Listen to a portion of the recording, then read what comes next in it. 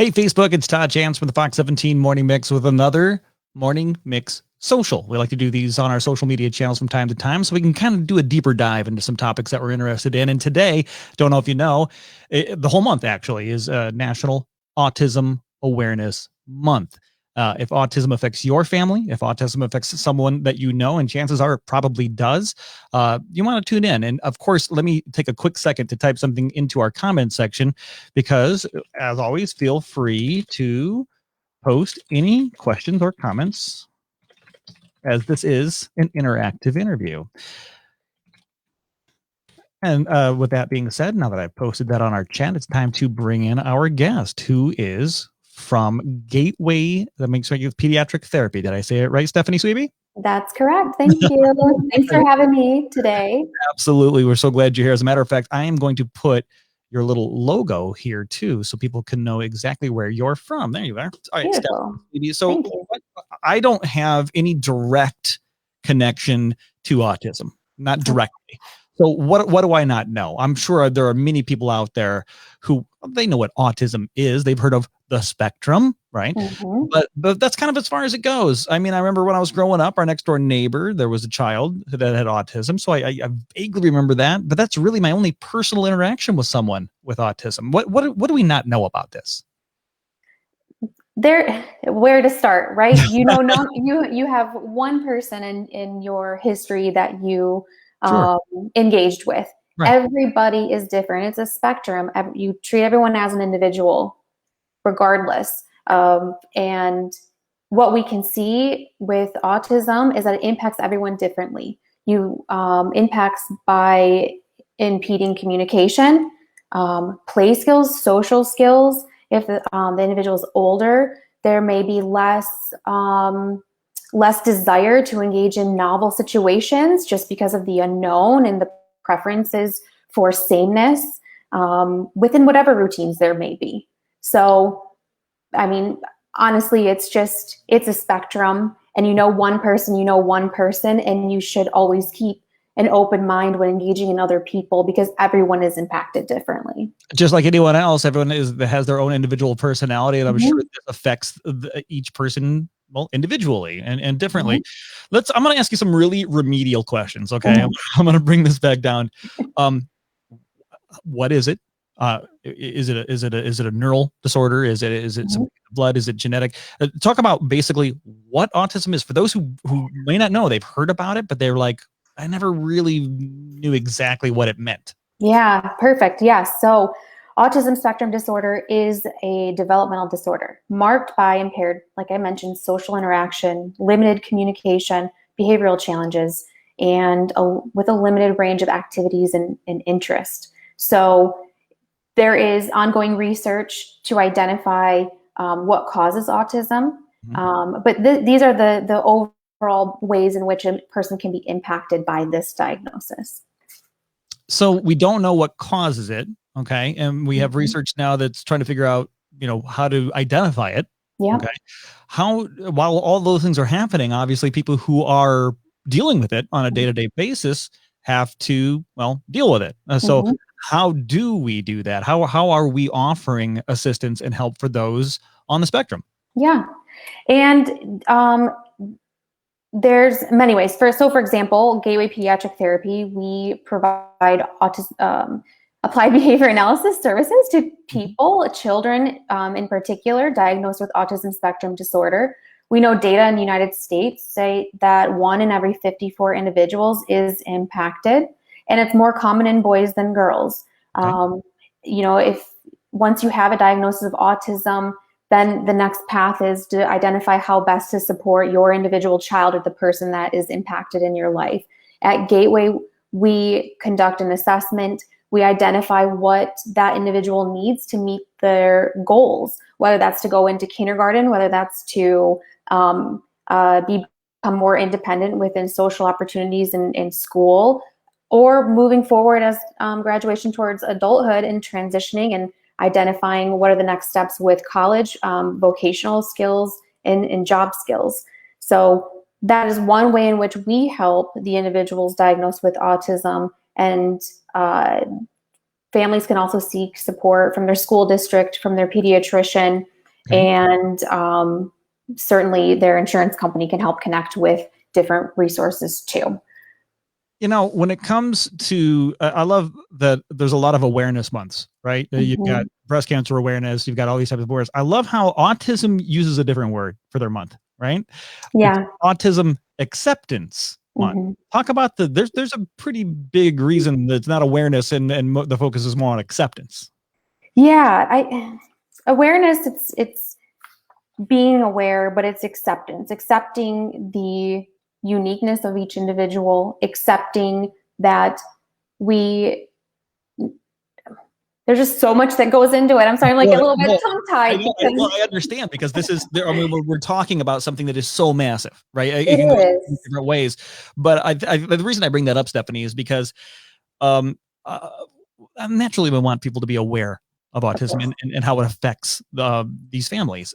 But more importantly, to accept these people, to accept what they're going through, and to include them. It's a lot of inclusion going on here, and how they do that. So talk a little bit about how Gateway does that, how you preach and back up that acceptance method. Yeah, absolutely. Yeah, and it is acceptance. It's acceptance that I, as a person, have individual needs. If all the children that we support have individual needs, and we need to accept that. We need to accept that some things need to be adjusted, and that other people have preferences for how things are completed. Within Gateway, the main focus is we are patient-centered, client-focused, and we really work with each individual family and client to identify what is it that they want to do, what do they want to achieve, and we can develop an individualized treatment plan to ensure that they're meeting those goals and aspirations, and helping navigate how to advocate for oneself, how to navigate situations that may be uncomfortable, how to build up and strengthen communication skills, how to navigate some social interactions within school or community to lead the life that they want to lead in the way that they want to, in the things that they want to pursue. All right. I got to be on camera for you to hear me. It's part of this software. Sorry. Yeah. So let me switch over to something really quickly here. And I'm going through your website, as you can see on screen here, and the services that you offer. You're talking about applied behavior analysis, occupational therapy, speech and language pathology. Excuse me. It's funny that I would trip up on that. So, so I think most of us know what speech and language pathology is, okay, and how we're working with communication there.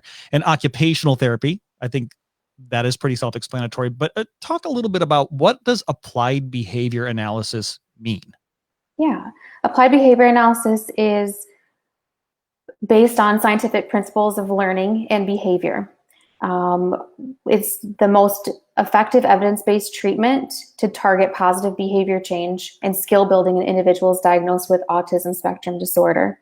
Really, essentially, the treatment is deeply rooted in scientific principles, and it includes a team of practitioners who then apply individualized treatment plan to each child. And the end goal is to make socially significant and meaningful changes in the lives of each patient that we serve. How many patients is that? We continue to grow. We have quite a large team across our entire company, over 400 BCBAs within our company, from clinical roles to even administrative roles to help inform our policies and procedures, to ensure too that we're providing the best in class service. Applied behavior analysis is a science. There's research that is continually being done to support the interventions that we recommend to treat communication, social, any particular aspect of an individual's life. And we want to ensure that our team and any child that we serve receives cutting edge applied behavior analysis services. And that scientific piece, we're evolving. We continue to learn. We continue to learn across the years that applied behavior analysis has been utilized, and it's flexible and responsive to the environment in which a person lives in, whether they receive services here in our clinic within their home or community-based settings. Stephanie, nearing the end of this interview here, but I want to make sure that our viewers get a takeaway, and that is, it says Autism Acceptance Month 2021. Got a great picture up there. I'm assuming this is a lot of your staff right here, Yes. interacting with folks. Confetti, dogs. Looks like a party. Looks like a good time. We have a good time here. We make it fun. So I've learned, I've heard what you've said. I've learned what autism is. I've learned how Gateway Pediatric Therapy is helping folks deal with this disorder. But for me, for those like me, who may not have a direct connection, who may not know a family with an autistic child, or may not have one of their own, how can we help? How can we bridge the gap and help this acceptance happen and help it become more inclusive? What can we do? I know the World Autism Day was April 2nd. Okay, that's passed. But there's got to be something that we can do, right? Yeah, and I think it's really just being aware that autism impacts everyone differently. It's seen across several individuals from young age to through adulthood into senior, and just really communicating with your children, your family, and talking about what autism is, and talking about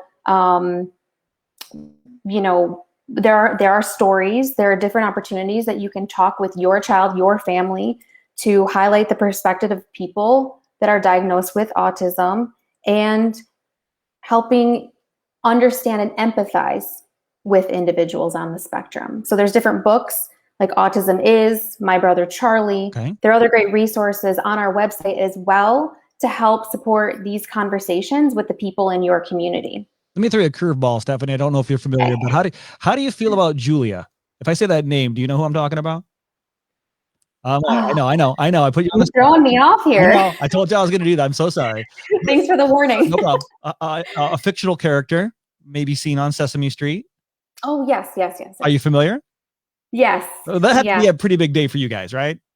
It's awesome because we have something that, we often get asked, how can we help our child understand what autism is? How can we help their siblings or grandparents or babysitter or daycare, anyone? How can we help? And be open-minded and just flexible to support my loved one or, the peer. So it's a good tool. It helps set that stage for those conversations. I love what Sesame Street's doing there. And sorry to do that to you, Julia. I almost called you Julia. Stephanie. sorry to do that to you. You mentioned something else that kind of piqued my interest. When I hear autism, almost exclusively I think of an autistic child. But you just mentioned that autism strikes adults and even senior citizens. How prevalent is that?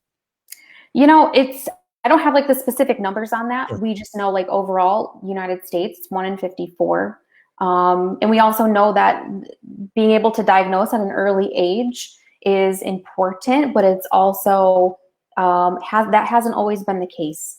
And so there may be folks who have autism that were diagnosed later in life or not at all. But I think it just goes back to, it's not just about children. Children grow up. Children graduate high school, and then it's the next part of their life. What are you going to do after high school? Where are you going to live? How can we support you? And then as you age, which comes with all the other unique experiences, from relationships to, community involvement. So it's not children. Yes, that's the population that we serve. We're a pediatric therapy clinic, but we're also preparing these kids, all of our patients, to be more successful or to meet their goals, however successful they want to be, whatever it is that they want to do. We just want to help them get there. And you said 1 in 54. Was that 1 in 54 children? Individuals. Yeah. So that's 1 in 54 people in the country or on the spectrum. Holy moly. That's like 6 million, 60 million. That's a lot of people. That's like 60 million people. It's a lot of people. It's a lot of people that are at different stages in their life. And we all know how the curveballs that are thrown at us at all of those different stages. Sure. And lastly, just curious, has the pandemic done anything? Has that affected folks with autism? Has there been a relationship or a correlation between the pandemic and autism? I think that, we've seen, like, just talking about, the patients that we know, a lot changes if you feel comfortable and you're used to and prefer sameness, predictability. The pandemic That's a big continues. deal. That's a big It's deal, right? And for impacting everything. I mean, All of us. yeah, okay, but for am I wrong to say that folks with autism, that's a really key thing, routine? It is routine. Preferences for routine and sameness, how that impacts each person is different. How each person tolerates those changes is different. That's something that we focus on in treatment if it's indicated. But yeah, and if you think about all the new information that continues to come out, even with COVID and how to protect yourself and going in school, out of school, you can work from home, you can't work from home. You can go to this restaurant, you can't go to this restaurant. Like, there are so many things that constantly bombard us just with this pandemic, let alone a large barrier has been to social opportunities and learning how to navigate those new ways to socialize with other people, which would be like a video chat, I don't know, gaming, or you can't have those collaborations. You have to stay 6 feet away from somebody, and you can't congregate unless you have your pod selected. So all of those things have been barriers that we're working very closely with all of our families to help navigate and make the most of what we have available. Stephanie, thank you so much for dealing with me, asking a bunch of real simple questions. But that's kind of what I like to do. These morning mix socials that we host, I really get to dive deeper into things and learn more, and hopefully educate viewers who are watching this who may have similar questions as mine. So, Stephanie, thank you so much for the time. Appreciate it. My pleasure. Have a great day. Absolutely. Have a great weekend as well. And don't forget what Stephanie just mentioned. It's not just kids. It says Gateway Pediatric Therapy, sure, but as Stephanie mentioned, those kids grow up. They become teenagers. They become adults. They get jobs. So it's a lifelong commitment to make sure that we as a community, we as a nation, are not only aware of autism, but are accepting of those on the spectrum and find ways that we can help. And a great place to check out for you would be Gateway Pediatric Therapy, if that affects your family or someone you know. As always, thanks for joining us on a Morning Mix Social. We'll have many more of these coming up. Just make sure you follow the Fox 17 Morning Mix Facebook page for more information. Catch you next time. See you.